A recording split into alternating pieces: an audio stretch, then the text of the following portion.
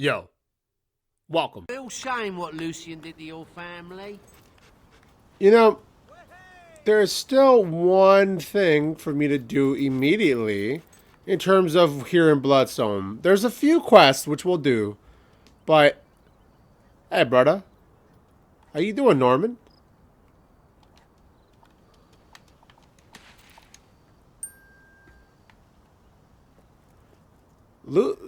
You know, you guys know where Reaver left, right? Remember? He said, I'm out. He dipped. And he abandoned this whole area and the mansion itself. Now, funny enough, somebody had already bought this, called Breen. Reaver's climb to the ranks of Bloodstone Underworld was nothing short of amazing. It culminated with his killing of the crime lord who lived in his house. It's unfurnished. Don't care. Town economy, really good. It's not vacant, so it costs a little bit more. Hero opinion, oh, we love you, dog. So, alright, get a discount for that. I'm gonna buy and move in. Reaver's note. If you are reading this, you have usurped my home. Well done. May suppurating postulates plague every delicate part of your anatomy.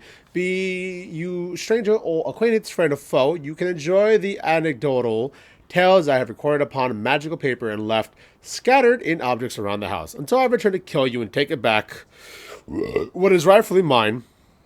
Vindictively yours, Reaver. I miss you too, bud. Hey, Norman.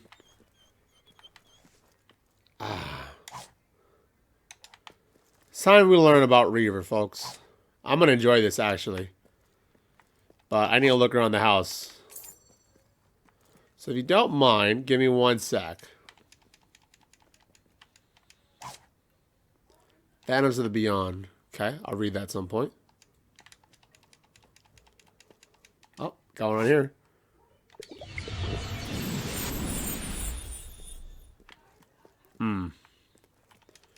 I always liked this place. I've never had to use a resurrection file. That's fucking dope. Cold Lips. I'll read that.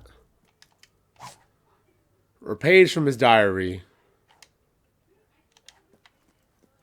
Cool. I need to find all of it, though. So that's the second one. And there's 5 of them. They're going to be upstairs.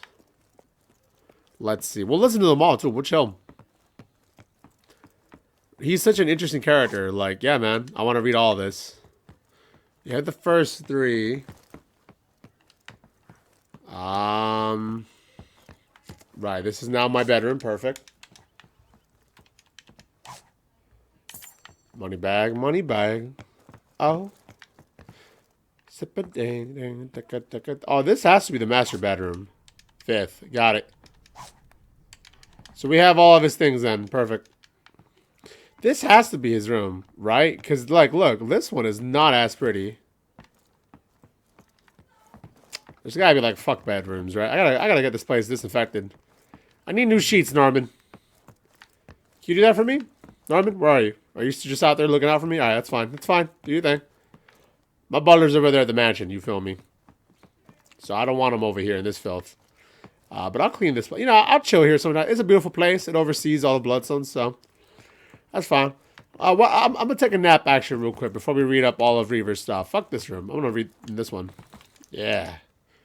I need a sec, y'all.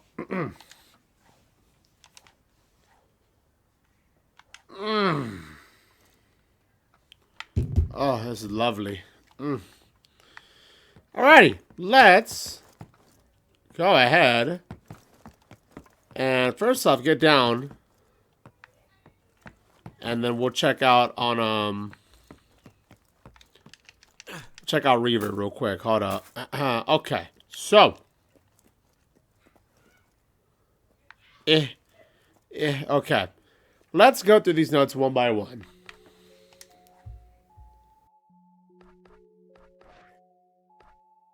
This is my first night back since the renovations. And I must say that chap from Rookridge has done a splendid job.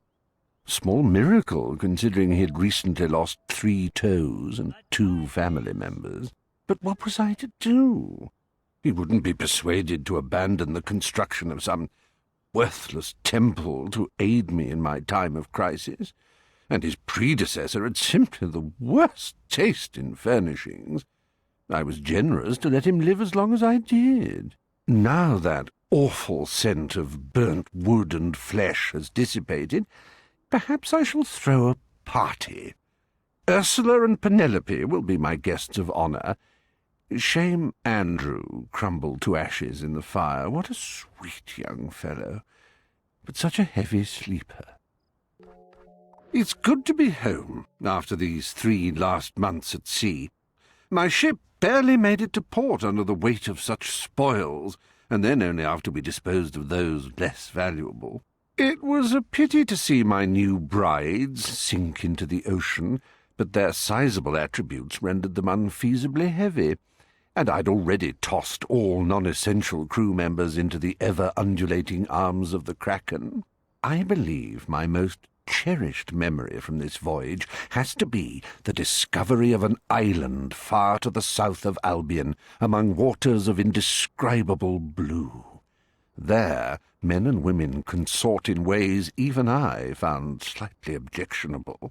They have little need for clothing under that gentle sun, and their fondness for a syrupy liqueur made from an obscenely shaped fruit made it almost too easy to plunder their possessions. I might have stayed there forever, had it not been for the monkey incident. I am filled with a wonderful weariness tonight. My bedroom is far too crowded to get a good night's sleep, and I'm too indolent to eject any of my lovely guests. Instead, I thought I would sit in my study, sipping a restorative beverage and enjoying my own company. It reminds me of my very first evening in this house. My bedfellows were fewer and less charming then, but I had little energy left anyway. It isn't every day that one murders a pirate king and takes his place. Oh, I had the vigour of youth back then. Real youth. How many must I have killed on my way to this very room? I shall never forget the look on the brigand's face, one so ill-suited to royalty of any kind. How he came to such a position, being so slow on the draw, is a perfect mystery. I feel somewhat reinvigorated now, and I hear stirrings upstairs. Perhaps the night isn't quite over yet. I received an unusual visitor today, an adventurer who'd toddled in through Wraithmarsh, losing neither life, limb, nor sanity on the way. This alone would have been sufficient to mark him as a unique individual, but once I'd learned he'd escaped from the demented grip of none other than Lord Lucian, I knew I had quite a catch in my hands. I've sent an emissary to speak with Lucian and come to a lucrative arrangement. Since the time of the tribute is nearing, I can already feel the wrinkles begin to form on my face. I sent the poor sod to the Shadow Court to keep him busy. I'm sure the old loon in the spire won't mind if I post him back slightly decrepit. Should make it easier to keep him locked up. I think I'll celebrate my good fortune by commissioning a new portrait. I've heard of a chap with some sort of magical apparatus that renders almost lifelike results. I believe his name is Barnum. I awoke from the nightmare again. One would think that more than 200 years would suffice to blunt its steel. But still I see Oakvale devoured by shadows. Still those shrieks fill the air. How much longer must I live before they fall silent? Such dreams belong to another time, to another man, one who would recoil from the things I've done since that night, who might even care about all the sacrifices I've offered up to the odious judges over how long? Hundreds of years. I see that man as he was back then, as beautiful as me, as fiery as me, but so delicate, so breakable, and so afraid of death. I see him summon the Shadow Court into this world, oblivious to the consequences. He asks them for immunity for the disease of time and death, and they grant it. Then I see him running madly through fields, the realization of just what price he has unwittingly paid hanging like a tragedy mask from his face. He falls to his knees before the town he called home, now a dark circus of screams. Hers is among them, but he can do nothing to stop it. What a weak, despicable man he is. But I am not he. I am Reaver. And I will sleep much better after this chalice of wine. Reaver's such an interesting character. Yeah, he was the one. Obviously, he made that deal. But did you really think it was as simple as sacrificing one person? No. He sacrificed his entire home. Or a place he once called home. A place I once called home. And he did it. Your decisions have consequences, people. Never forget that. No matter how trivial you might think it is, at the moment of that choice, you have unknowingly caused a chain of reactions.